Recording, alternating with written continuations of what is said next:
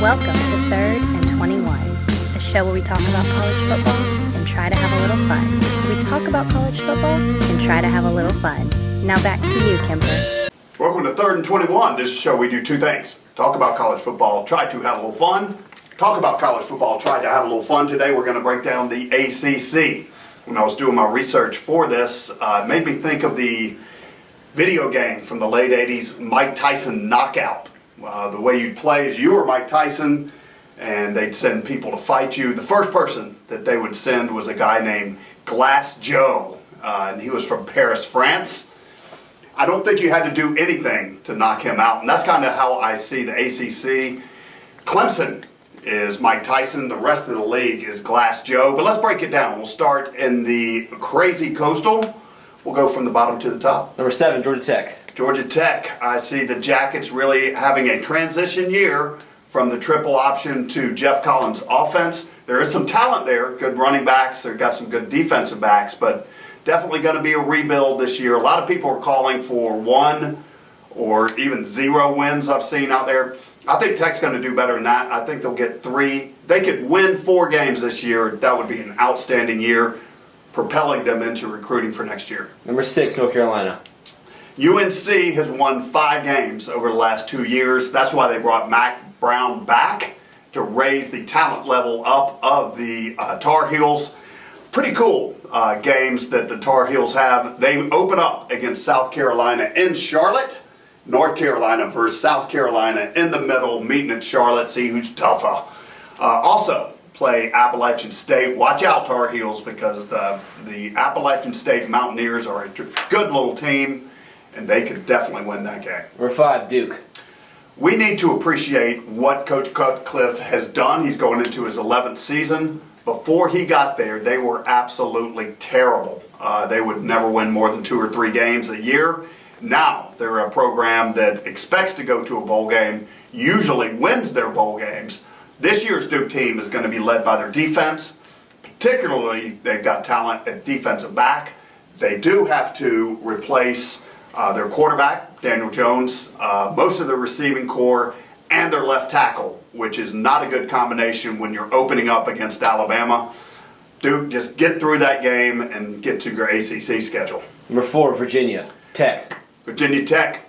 Bud Foster is going to retire after this year, 33 years there, most of them as defensive coordinator. The defense does need to get better, and they will be better this year. Down the stretch, they allowed 37 points a game. And this is Virginia Tech we're talking about. They allowed 37 points a game, lost to Old Dominion. But they're going to be better this year. They've got a really deep receiving core, which is going to allow Justin Fuentes to really run his offense, wide open offense.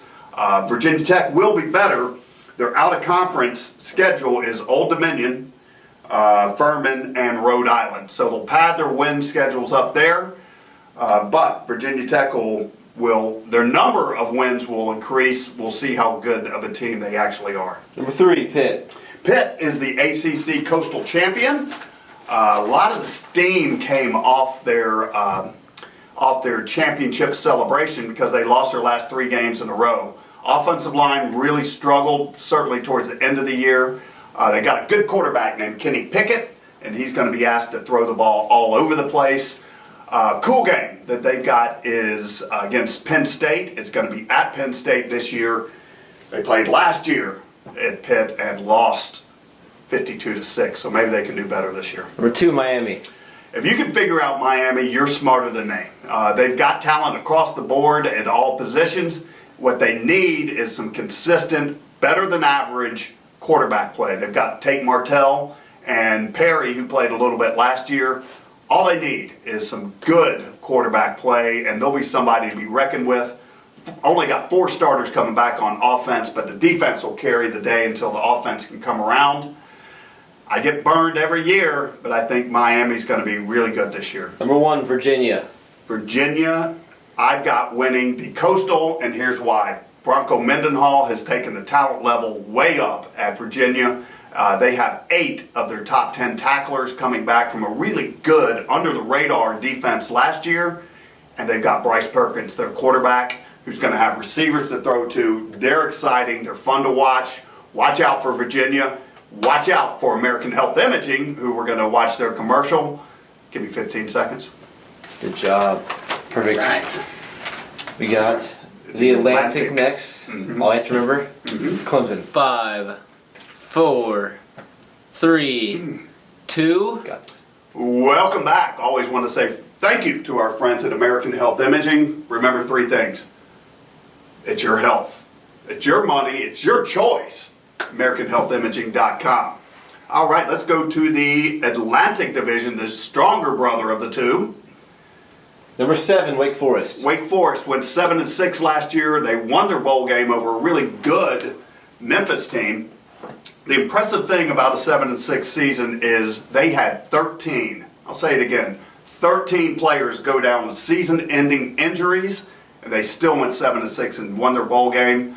That shows a lot of strength. A lot of people played last year that weren't planning on it, so they've got experience coming back. Out of conference schedule, Utah State at Rice and Milan. That will give their defense time to gel because they're starting a lot of players there. Number 6, Boston College. Boston College, A.J. Dillon is a absolutely terrific running back. You need to watch him this year because he is terrific. They are breaking in 3 new starters on the offensive line. Defense is going to almost overhaul with 7 new starters on defense.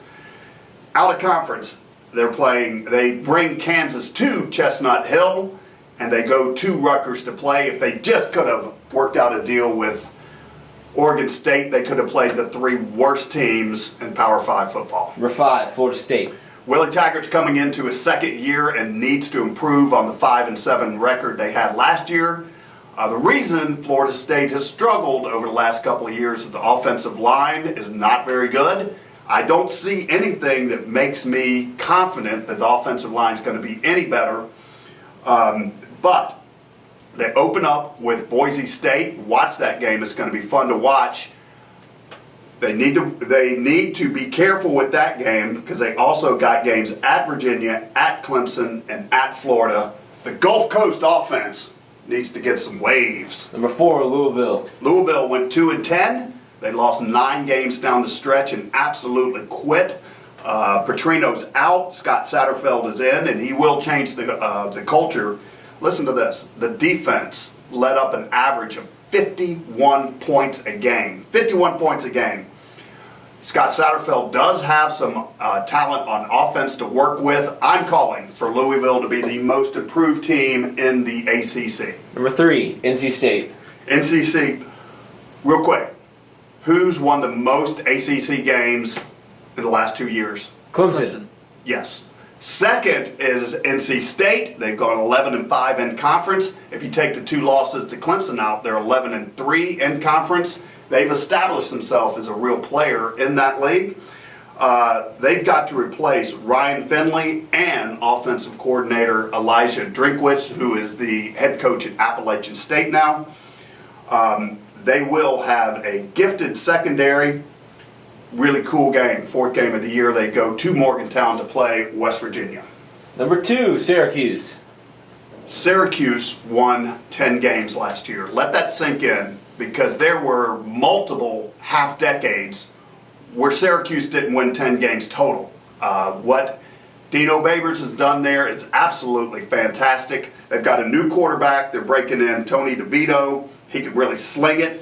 Fast-paced offense. A lot of fun to watch. I'm predicting 10 wins and a New Year's 6-day bowl for Syracuse. Number 1, Clemson, of course. Clemson, yes. Listen, they're only loaded at every position group. They can run the ball to smother you with the running game, or they can throw with Trevor Lawrence to a terrific receiving crew. They do have to replace their whole defensive line and 2 linebackers. Don't worry so much about it. Clemson wins the ACC easily, and guess what? Goes to the college football playoffs. They do, though, have a 2-game stretch, which will at least test them. They play Texas A&M, and then the next week they go to Syracuse. So that's going to be the toughest stretch of their schedule.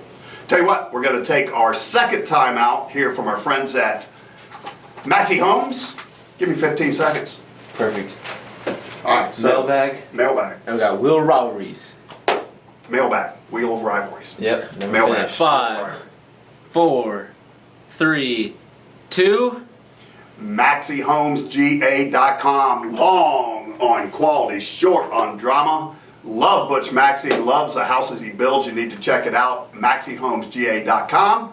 Let's go to the ever popular mailbag brought to you by our friends at On the Road Again Cars. OnTheRoadAgainCars.com. Quality used cars for quality people, not just a spokesman. I am a multiple time car buyer from On the Road Again Cars. Chris from Palmetto. I'm a big Georgia Tech fan. How many wins do you think they'll get? Yeah, I think we kind of went over that a little bit. I think that the Techies are going to win more than what a lot of people think. They got a couple of swing games in there. If they can win 4, that would be a great season. 4 is going to be tough. They're going to have to pull an upset or 2 in there to get to win 4 wins. But listen, all you're trying to do this season is get some experience and bring some more players in. Eddie from Coral Gables. Is there anyone in this conference that doesn't play for Clemson have a chance of winning the Heisman? No. Next question. That's it. Oh, okay. Hey, tell you what, no, there is no chance of any. I mean, there's some good players, Bryce Perkins, there's some good players, but nobody's winning them. Just like the ACC's college football playoff hopes, everything rides on Clemson.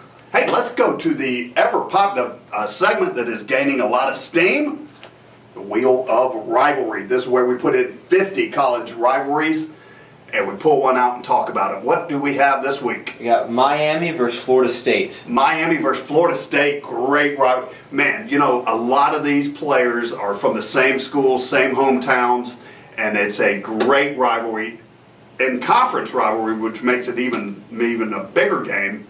Wide left, wide right.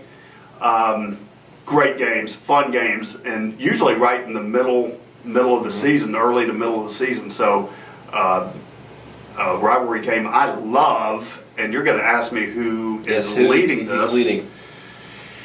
And I think, because Florida State really had a run on it. I'll say Miami. I'll say Miami is leading this thing. It's a great guess because you're right. Yes. Miami's leading. They have 33 wins to 30 losses. So it's neck and neck. Man, 33 to 30. 55% chance of winning. 33 to 30. Yep. I think that's good for that rivalry. That's every year somebody else can win that thing. So, hey, listen, let's go ahead and wrap it up. The ACC, I predict, will be Clemson versus Virginia in the championship game. Next week, we're going to come back and break down the Big 12. Thank you for watching. Like and subscribe. Tight crowd in this end making some noise. And backpedaling, Lawrence flips it open. Wide open. Justin Ross off and running. The Alabama native wins the foot race. And Clemson strengthens its grip.